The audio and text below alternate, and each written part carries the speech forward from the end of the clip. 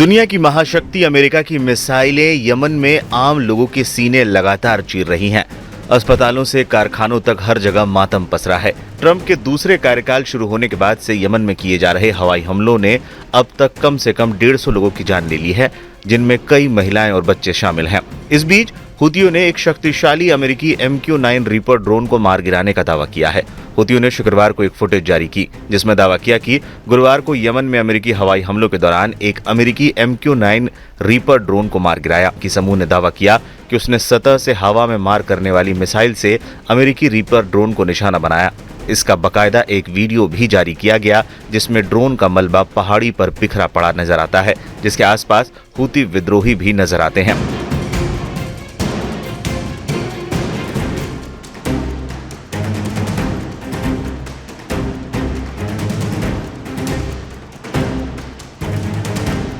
इसके अलावा एक और वीडियो वायरल हो रहा है, जिसमें MQ-9 रीपर ड्रोन को पहाड़ी पर गिरते हुए देखा जा सकता है। हुतियों के मुताबिक ये अमेरिका का 20वां ड्रोन है जो उन्होंने मार गिराया है। इससे पहले अमेरिका ने यमन के रास ईसा तेल बंदरगाह पर हवाई हमला किया था।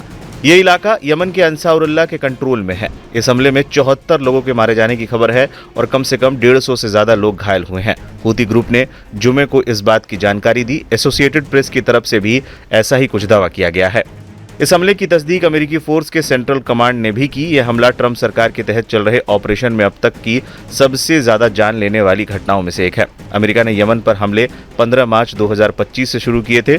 एक महीने के बाद भी अमेरिका यमन के अंसारुल्लाह से पार नहीं पा पाया है। लेकिन जिस तरह से अमेरिका के सबसे आधुनिक ड्रोन्स को हुती विद्रोही निशाना बना रहे हैं, ये अमेरिका के लिए चिंता की बात तो जरूर होगी।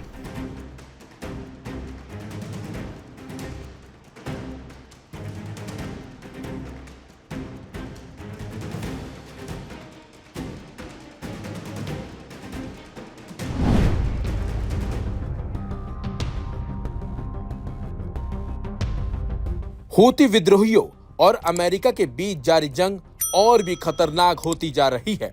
अमेरिका की ओर से हूतियों पर लगातार हमले भी किए जा रहे हैं ताकि हूतियों को कमजोर किया जा सके, उनकी कमर तोड़ी जा सके। लेकिन हूती विद्रोही भी अमेरिकी हमलों से ना तो डर रहे हैं और ना ही पीछे हटने को राजी हैं, बल्कि हूती विद्रोही अमेरिका के हर हमले का जवाब दे रहे हैं। लेकिन इस जंग के बीच एक ऐसी खबर सामने आई जिसके बाद से ही अमेरिकी सेना सदमे में आ गई है। यहां तक कि इस खबर को सुनने के बाद ट्रंप की नींद पक्का उड़ गई होगी। खबर यह है कि हूती अमेरिका के खिलाफ लड़ रहे युद्ध में उसी के हथियारों का इस्तेमाल कर रहे हैं। यानी कि हूती अमेरिकी हथियारों का इस्तेमाल कर अपनी ताकत अमेरिका पर ही दिखा रहे हैं। अब सवाल उठता है कि आखिरकार हूतियों के पास अमेरिकी हथियार आए कहां से? क्या अमेरिका का कोई सहयोगी देश हूतियों को इन हथियारों की सप्लाई कर रहा है, या फिर हूतियों के हाथ अमेरिकी हथियारों का जखीरा लग गया है? तो इन सवालों के बीच एक बड़ा सच सामने आ गया है। दरअसल ब्रिटिश आउटलेट BBC ने जेरूसलम पोस्ट के द्वारा सूत्रों के हवाले से रिपोर्ट दी है कि कथित तौर पर हूतियों को अफगानिस्तान के तालिबान शासकों से हथियार मिले हैं।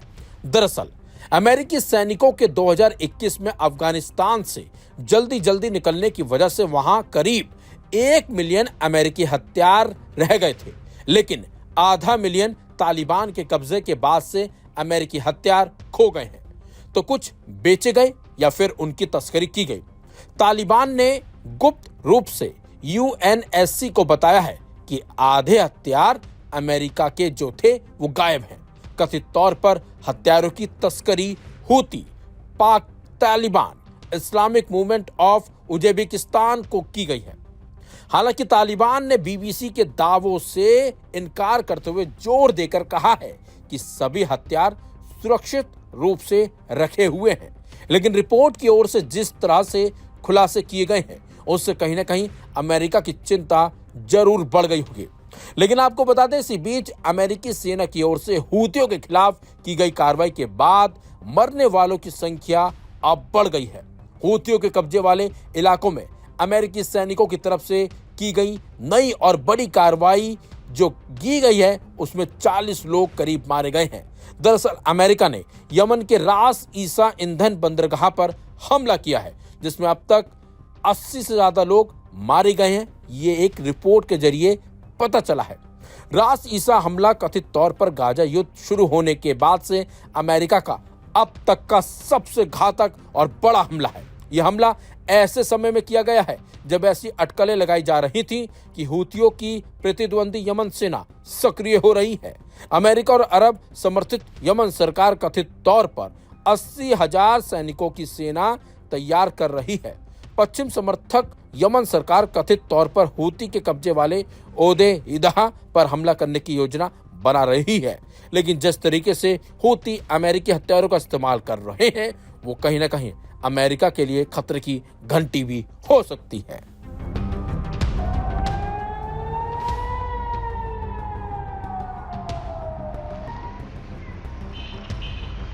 यमन के हूती फाइटर्स या अंसारुल्लाह ने इसराइल की राजधानी तेल अवीव से लेकर यरूशलेम पर बैलिस्टिक मिसाइलों से हमला कर दिया है। इसराइल ने अपने इलाके में कुछ मिसाइलों को नष्ट करने का भी दावा किया है। इसराइल के शहरों पर एक बार फिर से हूतियों की जबरदस्त बमबारी हुई है। इससे यरूशलेम से लेकर तेल अवीव तक सायरन की आवाजें गूंजती रही। 18 मार्च को इसराइल द्वारा गाजा पर आक्रमण फिर से शुरू करने के बाद से हूतियों द्वारा किए गए 20 से ज्यादा हमले हैं।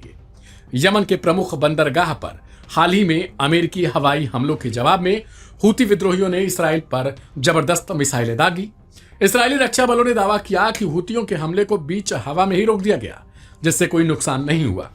यरूशलेम और पश्चिमी तट के कुछ हिस्सों में सायरन की आवाजें सुनी गई। दूसरी ओर इसराइल पर हमले को लेकर टाइम्स ऑफ इसराइल ने कहा कि इस हमले में किसी के हताहत होने की कोई खबर नहीं है।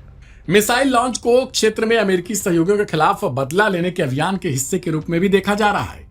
इसके कुछ ही देर बाद यमनी मिसाइल फोर्सेस की ओर से दावा किया गया कि उन्होंने जुल्फिकार बैलिस्टिक मिसाइल के साथ इसराइली कब्जे वाले याफा क्षेत्र में बेन गुरियन हवाई अड्डे के आसपास के सैन्य लक्ष्य को निशाना बनाकर हमला किया।